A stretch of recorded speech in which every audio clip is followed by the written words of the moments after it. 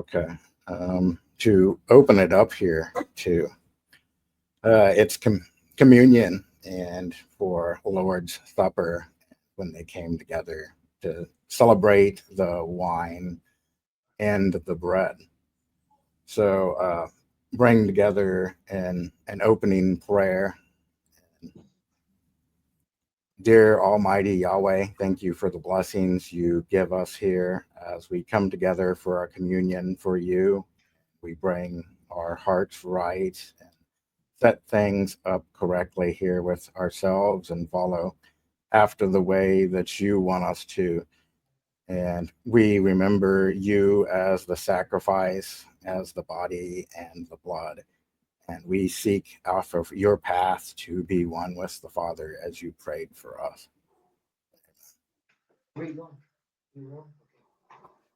The important thing I always want to bring up is because it was always emphasized too when I was in church, and it made it really important with it too, is the reading with 1 Corinthians 11:27 through 1 Corinthians 30. That gives you the warning to not do it without examining yourself and putting that burden on Christ. We need to examine ourselves and keep away from sin. Did you come back, Craig? Yes, I'm here. I went and I got my hat. I was getting a little chilly, and I've been here at the computer all day. And David just reminded me that you guys are doing a session tonight. Are we not doing one tomorrow? Victoria wanted to do a session for a Sabbath communion today, so Good for you, that would be Victoria. good to do. And I think that's a good thing to do and bring to people, and always try to kind of offer as a service, but it doesn't get out there enough because I think everybody should partake in the sacrament. All of them, I think, be able to partake in marriage, partake in the incenses, cannabis, frankincense, myrrh, partake in the bread and the wine, which is one of the most important, since Christ died for us and instructed us to do that one. Mm-hmm. I was just seeing if I had any incense here. I got candles going. Does that count? Yay, Dave decided to join us. Hi, Dave. I didn't decide. I was in here before you. Oh, I've been getting okay. kicked out. All right. Well, today's the Sabbath, the beginning of the Sabbath. The sun's just going down right here. Has the sun gone down where you guys are already? Yeah, it's going down. It's right at the horizon about there. Yep, Yeah. here. So How do I turn the volume up? I'm not exactly sure myself. Yeah. I can't hear you guys. Put on your headphones, maybe. I don't have headphones. Okay. All right, let me figure that Go out. ahead, Chapin. Maybe Keep going on with the sacraments. Dave will listen if he can. Yeah, absolutely. Yeah, I think Oh, everybody I should have can't access plug to my those. headphones in because I have to plug the phone in. Okay, go on mute until you get it figured out. So I always try to offer that as something, as well as like counseling and helping in prayer with that. So if anybody ever wants to do those, I thought online was a really good idea. And anybody in the local area too, if they're like, hey, we need a communion and I want to take part of the communion, I think that's something really important to bring to them, because a lot of people are not able to get to church and get to partake in the communion. And one of the things I was particularly interested with Craig too is that you've seen Perry Stone has a whole book talking about how he believes the communion is the healing, will help with healing, and you can heal through the communion. To me, that makes a lot of sense, because we look back here at 1 Corinthians 11:27 and 30, and we bring ourselves back to be in alignment with Christ. And if you're of that spirit and you're that by that vibration in his spirit all in you, then you're going to be a better physical content too. Somebody want to read 1 Corinthians 27 through 30, or I can read it because I've got it up here too. So read it. mine's actually over here on the right, but I can On the put right. it in the middle if you want. Go ahead there, Chapin. So then whoever eats of the bread and drinks of the cup of Yahweh unworthily will be guilty of the blood and the body of Yahweh. But every person examines themselves, then eats of this bread and drink of the cup. Because one who eats and drinks unworthy drinks of the damnation of themselves, not discerning the master of the body of Yeshua. Because Or Yahuwah. Yahuwah, yeah. Because many of you are weak and sick, many are asleep and dead because of this.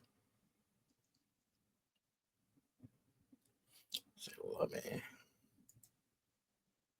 Let's see, I Because stumbled of this. through here like crazy. And so, really, whenever we come back and partake with the Lord's Supper, we should make sure we know what it's about and why we're partaking it. I think that's a lot of the issues too with these pagan religions, is they're doing it with no intent. They're just doing it for idle Yeah, purposes. It's I've vanity. never been taught that. Any church I've gone to, I've never been told to examine yourself. That's something that you taught me, Chapin. I was here the last 2 hours. I'm like, really? Yeah, it's interesting, Victoria, how sometimes we read the Bible and we read over certain stuff, and then when we read it again, there's a certain thing that we miss that really jumps out at us. Like, why did we miss that part? What was going on in my world Yeah, for where sure. where I didn't think that part right there? Yep. That's pretty important to know. Yeah. Your volume's better. What part? Something about examining yourself before partaking in the sacraments, the blood and bread, the wine and bread sacrament especially. Yeah. Oh yeah, I read that the other day. And so what Victoria was pointing out was that, oh wow, I've done the sacrament, I've done all this, but no one really ever pointed out to me the examine yourself to make sure that you're not condemning yourself by not having the right heart or mind when doing it, because the Bible specifically says if you don't, it's convicting you more than helping you. Yep. And sometimes there's little things in the Bible that we just read, kind of like what we hear when we talk to people. We hear what we want to hear, we see what we want to see a little bit. And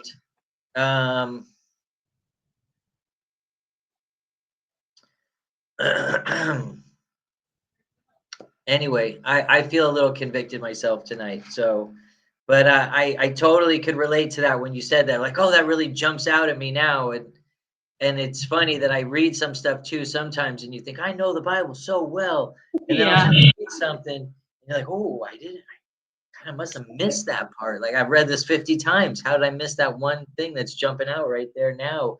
It's the thing that's jumping out and convicting you. I think that's why we need the body of Christ to, like, some people know or realize some things and some people realize others. We come together and we kind of just understand better. Well, and that's what we said the other day. I think was it Wednesday night when we were here without Charlie? Yeah. And so Charlie watched the session and we were talking, and I personally was talking about Charlie, saying that I disagreed with him on a lot of the interpretations. And he saw that, and I was like, I would say the same thing into his face. I wasn't trying to talk behind his back, but he wrote me a very kind text trying to explain to me his philosophy on it.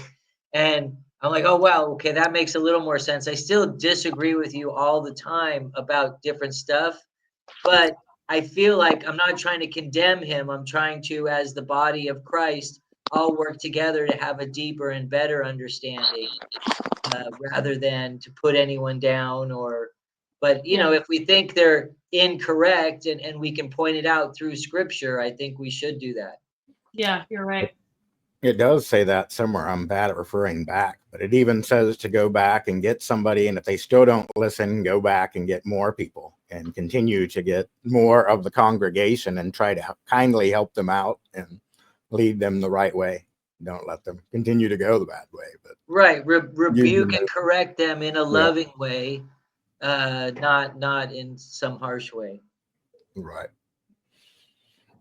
Well, I know at one point it also talks about two apostles trying to approach somebody and they still weren't trying to listen. So then it was talking about more getting the help, just helping get more people rather than continuing to attack them like I see some churches do. So, hey, Yeah. this guy doesn't agree with us. Let's throw him out the door.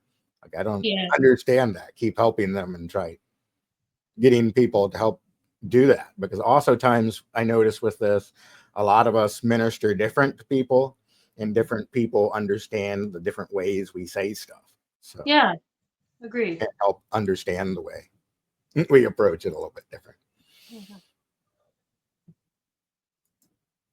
And see here. Matthew 26 is where we go back to the Lord's Supper. I keep clicking on the wrong window here.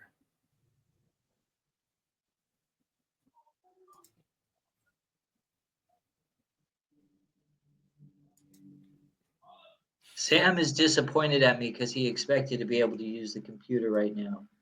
Oh no. That's okay. Only a few more minutes, bud. No, it's okay. I kind of want to loan him my phone, but I also feel like the technology is not that great for the kids. They spend too much time on the phone as it is. I agree. How do you keep your kids away, Me? Victoria? Because I know you have a son about the same age as my son. Yeah, I mean, I just try to be like, go play with your toys, you know. Go And find just something to do. take it away from him sometimes. Yeah, yeah. And Sometimes this I'll just remove the Xbox controller and the Roku controller and hide it somewhere, and just say, go find something to do. You know. Yeah, that's more the way I grew up in the 70s. You know, the parents wouldn't even let us back in the house until it was dark outside. Yeah. Yep. That's kind of an old-fashioned thing these days. These kids, you know, I've seen babies in fitness groups online. So funny. I So think a cute. lot of that content they get too is total, like they say, brain rot. It's trashy stuff. If there was good educational content, it would help a lot better. But our social media is everybody hating on each other. And then all the short things are short, stupid things. They're not anything that's helpful, or gratifying, or smart. Yep, that's That's true. a lot of the issue, I think, in Topia. I think that's why this where I'm going to try to do for the next 24 hours for the Sabbath is the only thing that we can watch on electronics is something to do with Yeshua or Yahweh. You know, it has to be something to do biblical or heavenly. So that way we can start our week fresh. 'Cause I feel like the garbage is kind of even for me. Kind of puts me in a bad mood if I watch it too much, like But isn't that reels what and you're stuff. supposed to do? Is only listen to like Christian Yeah, music, worship music only, or no Yeah, music at all if not. yeah, God And says, yeah, don't put wicked things in front of your eyes or ears. And yeah, yet I still do occasionally, not occasionally, quite often, yeah. watch a where's R-rated that verse? movie. Can you send me that verse Which one? that says don't put wicked things in front of your eyes or ears? I I know need there's Uh, something to that says guard your eyes and your I ears. want I want my daughter to know that. okay. She I'll try keeps Googling it right now. messing playing with it, man. Every time I call her, she's saying something or doing something that she knows I like listening to Kesha or some crazy person. She knows I don't want her to listen to their music.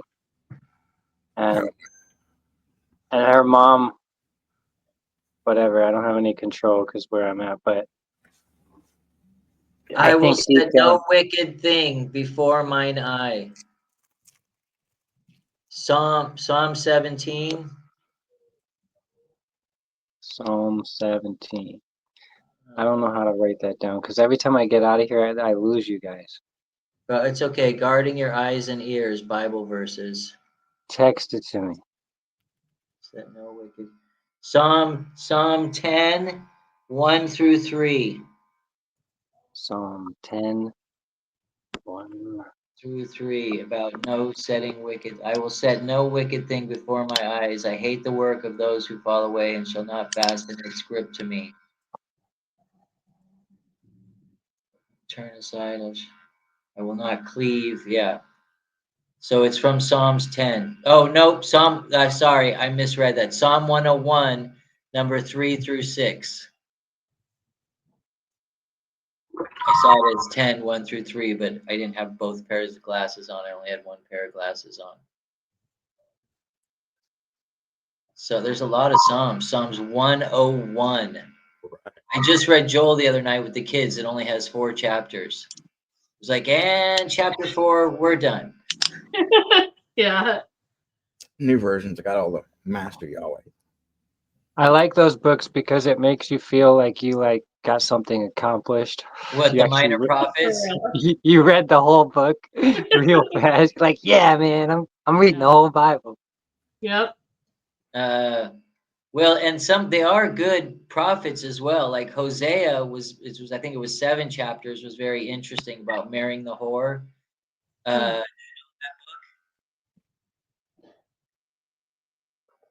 Victoria, are you familiar with Hosea?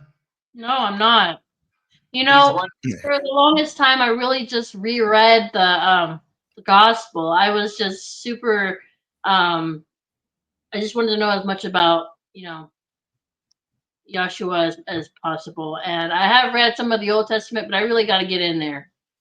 Well, and it's like I said, we started with some of the minor prophets. I didn't realize Jonah was a minor prophet. Did you know Jonah was a minor Yeah. prophet?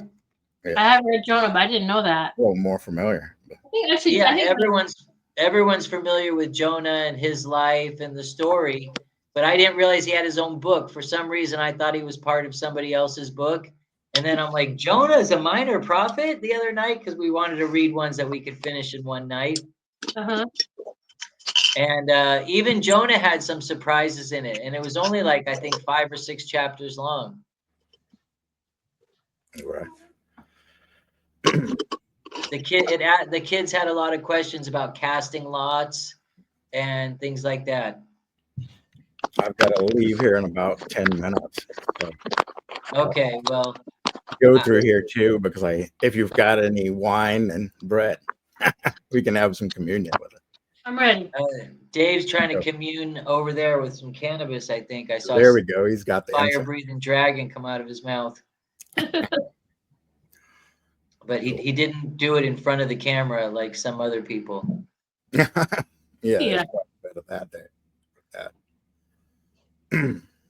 And the thing I always found interesting too is that it was Passover with it. So I will even start with Matthew 26:17, because I think that's important because it's a resemblation of the Passover and what we needed to have. Are we taking it like as soon as Jesus talks about taking drinking the cup, or should we do it after? I'll go ahead with it too and tell you. Okay. So now on the first day of unleavened bread, the disciples came to Yeshua and said, "Where do you want us to prepare you to eat the Passover meal?" He said, "Go into the city, and a certain man will say to him, 'The teacher says, my time is at hand, and I will keep the Passover at your house with my disciples.'" Disciples did as Yeshua directed them to, and they prepared their Passover meal. When the evening came, he sat down to eat with the 12 disciples, and they were eating, and he said, "Truly, I say unto you, one of you will betray me."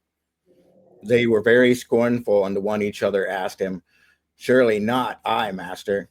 And he answered, "The one who dips his hand in the dish with me will betray me. The Son of Man will go just as it's written about him, but woe to the man whom the Son of Man betrayed. It would be better for that man if he had not been born." Judas, who had betrayed him, said, "Is it I, Rabbi?" He said to him, "You have said it yourself." And then he institutes the supper after they go through that.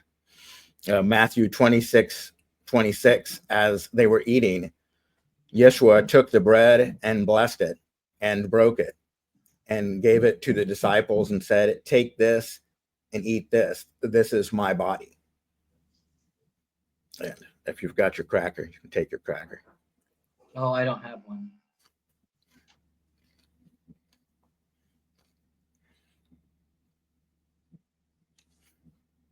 I've also heard that blessing is supposed to be Baruch. So what would you say that the Baruch? Baruch atah Adonai. Is blessed. Bless. Mhm. But Barak, I think, is bless, and Baruch is blessed.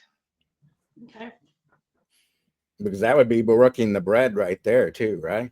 Mhm. Yes, you do say what we say is the baraka, which is the prayer, the blessing of the bread. Nice. Baruch atah Adonai Eloheinu melech haolam. And then instead of hagefen, which is the wine, it would be halachem or something. The bread. Nice. Let's see. I'm so lost in my Hebrew. I'm trying to get it little steps. I tried to learn about the Really, I don't know it that well. I just remember from my childhood, from my family. Like, I don't gotta know dig it why in. I learned to read Hebrew without learning how to know what some of the words meant. Like, I don't, only if I know the word, I read it, and then like, oh, that's shalom. Oh, like That's it's awesome. it's like reading Chinese, kind of, in some ways. That's handy. Well, And I'm then real grateful for the time we got to spend together, guys. I'm gonna dip Okay. out and let my son use the computer again. Cool. Sounds Victoria, good. be well. Yeah, Chapin, you're leaving town in a second. What's your deal? I've got to go get Sky picked up here shortly. She got Okay. picked up before 6. So Cool. You'll be home in an hour. yeah, sure will be. Sounds good. And we'll touch base tomorrow morning for sure. Yep. Yeah. All right. You guys stay good. Sounds good. Yeah. Take care. All right. Talk to you soon. Peace. God bless. And then he also took the cup and gave thanks and said to them, drink it, all of you, for the blood of the covenant that is poured out for many of the forgiveness of sins. But I say to you, I will not drink again of this fruit of the vine until the day when I drink it new with you in my Father's kingdom. And then you can drink it.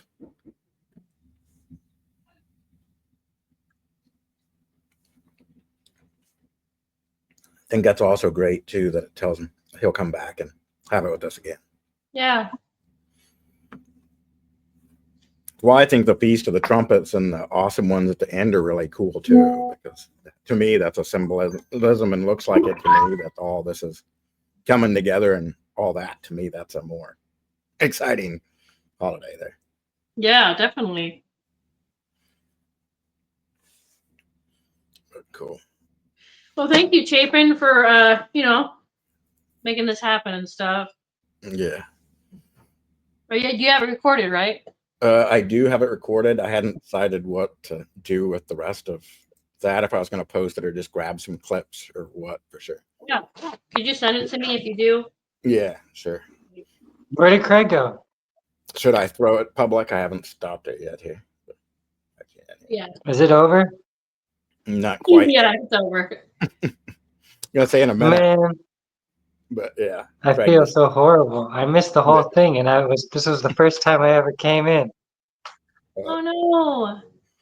We'll also have one tomorrow morning, which we call the Sabbath Sess, where we get together and talk about. I some know tomorrow questions. I can't do it. No. Well, maybe. What time is it? 9 a.m. Central Time. Yeah, no, I can't. No. Maybe we could do communion next Friday. You could come again. Yeah, I could probably pull off the next Friday thing. And then we got And Bible maybe study. Wednesday, at least for the next week or two before I run out of data. Oh, yeah. Okay. Right now it just reset. So now I got data for today. Nice. But you Glad see to it have wasn't doing that great though. All right. Well, I appreciate nice meeting y'all. I mean I've talked to you, Chapin, but Yeah. uh Thanks. See ya. never in person. Not in the video. Is there a way to make all the screens like bigger, like the bubbles and stuff? I don't know for sure. I don't use the app as much, but I like that I can just Okay. send people the links and it gets them to it so they can at least see and attend and talk. So have some good conversations and good discussions and questions that way. All right. Well, all right, I'll talk to y'all later. Cool. Take care. Bye, Chapin. Bye. Have a good one. You too.